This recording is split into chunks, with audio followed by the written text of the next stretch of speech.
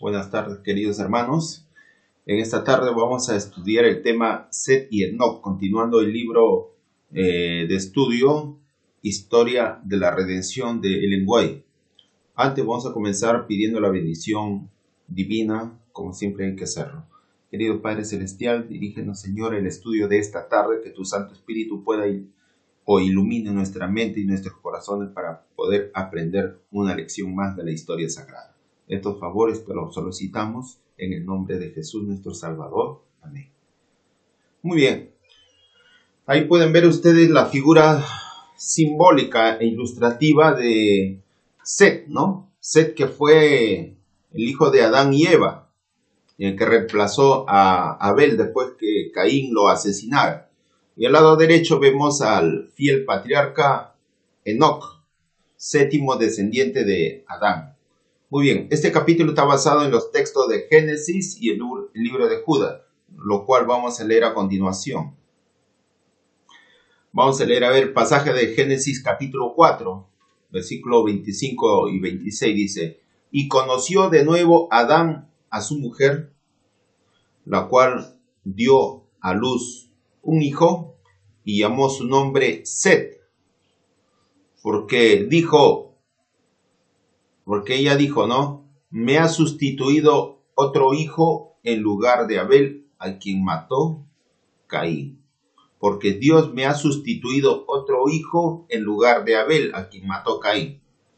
Eso significa el nombre Set. Y a Set también le nació un hijo, y llamó su nombre Enos. Entonces los hombres comenzaron a invocar el nombre de Jehová. O sea, cuando ya Enos nació, ya era más grande, el hijo de Set, ya formaron el pueblo de Dios, no los hijos de Dios. Y comenzaron a proclamar el nombre de Dios, a eso se refiere, ¿no? Formaron una iglesia, mejor dicho, más claro, ¿no? Y vivió Adán 130 años y engendró un hijo a su semejanza, conforme a su imagen, y llamó su nombre Set. Y fueron los días de Adán después que engendró a Set, 800 años, y engendró hijos e hijas. Y fueron todos los días que vivió Adán 930 años y murió. Vivió Set 105 años y engendró a Enos. Y vivió Set después que engendró a Enos 807 años y engendró hijos e hijas, y fueron todos los días de Set 912 años y murió. Dando una cronologías aquí, estos textos bíblicos, ¿no? Entonces, vemos claramente de que estamos hablando de Set, era de la línea de los patriarcas, ¿no? No tenían nada que ver con la descendencia de Caín, que era otro tipo de linaje, ¿no? El linaje que la Biblia lo llama los hijos de los hombres, ¿no? La línea de Adán, Set, hasta Noé es conocido como el linaje de los hijos de Dios. Vamos a ver ahora sobre la historia de Enoc.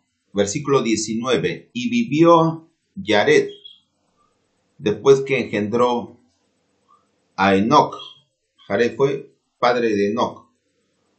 800 años y engendró hijos e hijas. Y fueron todos los días de Jared 962 años. Y murió, fue una persona longeva, 962 años, vivió más que Adán. Y murió, y vivió Enoc 65 años y engendró a Matusalén. A los 65 años de edad de Enoc, nace Matusalén, su hijo, ¿no? Y caminó con Dios, y caminó Enoc con Dios después que engendró a Matusalén 300 años. Qué curioso, ¿no? 300 años después que le nació Matusalén, Enoc caminó con Dios. Siempre la cifra 3, el número de la perfección de Dios, ¿no? Y engendró hijos e hijas, y fueron todos los días de Enoc 365 años. Caminó pues Enoc con Dios y desapareció porque lo llevó Dios.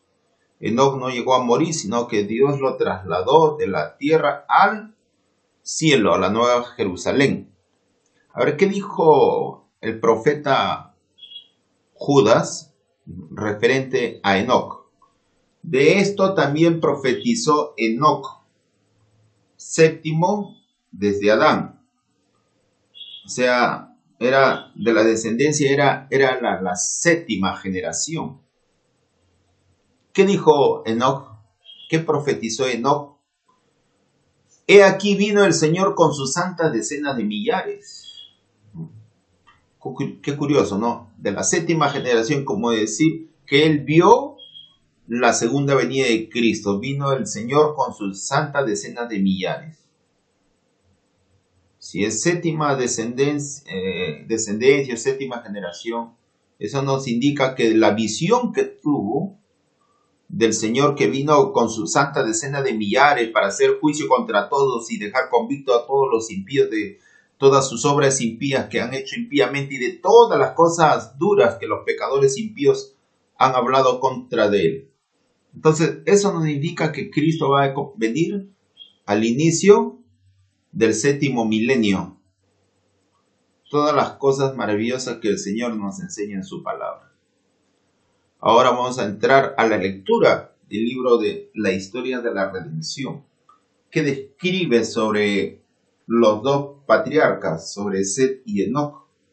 Dice, Set era un personaje respetable y debía ocupar el lugar de Abel, en lo que se refiere a la rectitud. Pero era tan hijo de Adán como el pecador Caín. Y no había heredado de la naturaleza de este más bondad natural de la que aquel había recibido. ¿Qué dice acá? Nació en pecado, pero por la gracia de Dios y al aceptar las fieles instrucciones de su padre Adán honró a Dios, pues hizo su voluntad. Dice, nació en pecado. Todos nacemos de la misma forma que nació Set, así como Caín. Todos nacemos, dice ahí, nació en pecado, pero por la gracia de Dios. Esto es interesante resaltarlo porque ahora, al estar estudiando este libro previamente, cuando dice nació en pecado, me hace pensar, para muchos llamados adventistas o cristianos, menciona que Cristo nació en pecado. Ella bien claro dice que Set nació en pecado, pero nuestro Señor Jesucristo no nació en pecado. Cristo nació en santidad, como Adán y Eva fueron traídos al mundo. Entonces, eso es la diferencia. Jesús no nació así. Acá dice que Set nació en pecado, pero por la gracia de Dios y al aceptar las fieles instrucciones de su padre Adán, honró a Dios, pues hizo su voluntad. Se apartó de los descendientes corruptos de Caín y trabajó, como lo habría hecho Abel si hubiera vivido, para inducir a los pecadores a reverenciar y obedecer al Señor. Ahora, trasladándonos al séptimo descendiente de Adán, llamado Enoc, lo que describe la sierva del Señor. Enoc era santo, pero también nació en pecado, todos. Enoc era santo, sirvió a Dios con corazón indiviso. Se dio cuenta de la corrupción de la familia humana y se apartó de los descendientes de Caín, a quienes reprendió por su gran maldad. Había en la tierra quienes reconocían al Señor, lo temían y lo adoraban. Pero el justo Enoc se sentía tan perturbado por la creciente maldad de los impíos que no se relacionaba con ellos cada día, por temor de verse afectado por su infidelidad y que sus pensamientos no siempre se dirigieran a Dios con la santa reverencia que merecía su carácter excelso. Entonces, acá nos da un ejemplo que no debemos estar unidos con las personas que son infieles a Dios. Juntos pero no revueltos. A veces podemos estar en un centro de trabajo también, pero dice, no debemos estar revueltos cuando ellos que no temen a Dios comienzan a hablar tonterías, ¿no? Entonces, dice acá, su alma se afligía, pues todos los días veía cómo pisoteaban la autoridad divina. Decidió apartarse de ellos y pasar la mayor parte del tiempo en soledad, que dedicaba a la meditación y a la oración. Permanecía ante el Señor y oraba para saber su voluntad más perfectamente, de manera que la pudiera cumplir. Dios se comunicaba con Enoc por medio de sus ángeles y le daba sus divinas instrucciones. Le hizo saber que no siempre contendería con el hombre en su rebelión, que su propósito era destruir la raza pecadora mediante las aguas de un diluvio que caería sobre la tierra. Enoc vio en visión lo que el Señor iba a hacer, ¿no? Del mundo destruir por medio de un diluvio. El puro y hermoso jardín del Edén, de donde habían sido expulsados nuestros primeros padres, permaneció en la tierra hasta que Dios decidió destruirla por medio del diluvio. El Señor había plantado ese jardín y lo había bendecido de manera especial, y en su maravillosa providencia lo sacó del mundo. Nuestro Dios sacó el jardín del Edén y lo llevó al cielo. Actualmente está en la Nueva Jerusalén. Está mucho más hermosa que la que puedan ver ahí en ese cuadro. Es muy hermoso, muy maravilloso. Entonces, dice que en su maravillosa providencia lo sacó del mundo y lo devolverá a este más gloriosamente adornado que antes que fuera retirado. El Altísimo se propuso preservar una muestra de la perfección de la creación, libre de la imprecación mediante la cual maldijo la tierra. El Señor desplegó más ampliamente ante Enoc el plan de salvación, y por medio del espíritu de profecía lo condujo a lo largo de las generaciones que vivirían después del diluvio, y le mostró los grandes acontecimientos relacionados con la segunda venida de Cristo y el fin del mundo. Todo lo que ustedes ven ahí en ese cuadro, Enoc lo vio mucho antes, en su generación. Y eso es lo que muestra justamente la palabra de Dios. Enoc estaba preocupado por los muertos. Le parecía que los justos y los impíos irían juntos al polvo y es que este sería su final. No comprendía claramente el tema de la vida de los justos más allá de la muerte, de la tumba, o de la muerte también. Entonces, él no tenía conocimiento sobre el estado inconsciente de los muertos, como ahora nosotros lo tenemos, pero aprendió. Por eso dice que en visión profética se le instruyó con respecto al Hijo de Dios, que habría de morir como sacrificio en favor del hombre. Y se le mostró la venida de Cristo en las nubes de los cielos, acompañado por una hueste de ángeles, para dar vida a los justos muertos y rescatarlos de sus sepulturas. Todo eso vio Enoc, tal como describe el apóstol Judas, que hemos leído ya. Vio en visión la venida de Cristo con sus santos ángeles. ¿Qué más vio el patriarca Enoc? Vio lo que ustedes están viendo ahí en las tres imágenes de la derecha: corrupción, asalto y delincuencia. También vio la corrupción que prevalecería en el mundo cuando Cristo apareciera por segunda vez. que habría una generación jactanciosa, presuntuosa y testaruda, una generación que se cree saberlo todo, porque de repente tiene unos poquitos años más de estudios superiores, se creen saberlo mucho.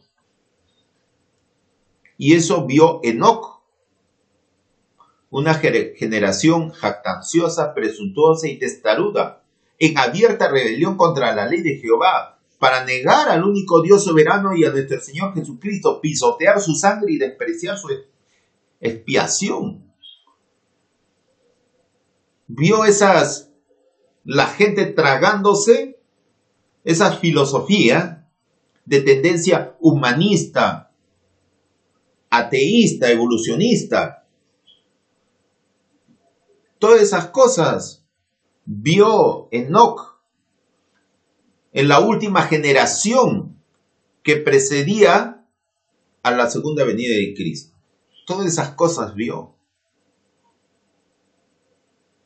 Vio a los justos coronados de gloria y honor mientras se separaban los impíos de la presencia del Señor para ser consumidos por el fuego. Por eso es importante, hermanos, ser humildes ante Dios, buscar en su palabra. En su palabra está toda la sabiduría que podemos aprender, hermano. Ahí está.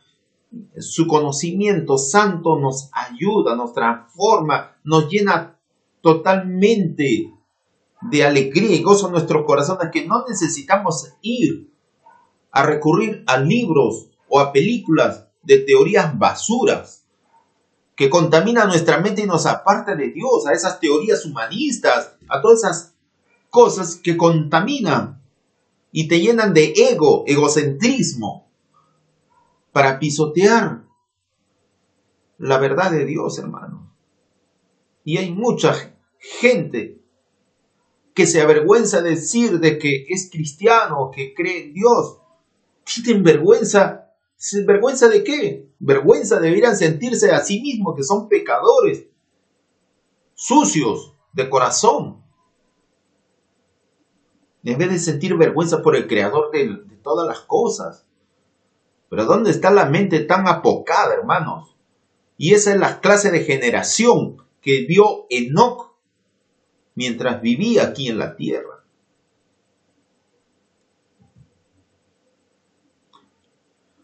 Bueno, continuando y terminando, Enoc repitió fielmente al pueblo todo lo que Dios le había revelado por medio del espíritu de profecía. Algunos creyeron sus palabras y se apartaron de su impiedad para temer y adorar al Altísimo. Así es, hermanos. Así fue la vida y el testimonio de estos dos fieles patriarcas, hermanos, antediluvianos. Estos fueron antediluvianos. Entonces, hermanos, es mi deseo que sigamos adelante en esta última etapa que estamos viviendo. Les deseo una feliz semana y unas grandes bendiciones, pero antes vamos a terminar con una corta oración. Querido Padre Celestial, gracias por tu hermoso estudio. Ayúdanos a seguir adelante, Señor. Pase lo que pase en esta última generación que estamos viviendo, que la corrupción no reina en nuestros corazones. Ayúdanos a seguir adelante y que tu Santo Espíritu día a día, Señor, pueda santificar nuestros corazones inclinados al mar para hacer tu voluntad. Estos favores, Dios Santo, te lo pedimos en el nombre de Jesús, nuestro Salvador. Amén. Una feliz semana. Dios los bendiga, hermanos. Bendiciones.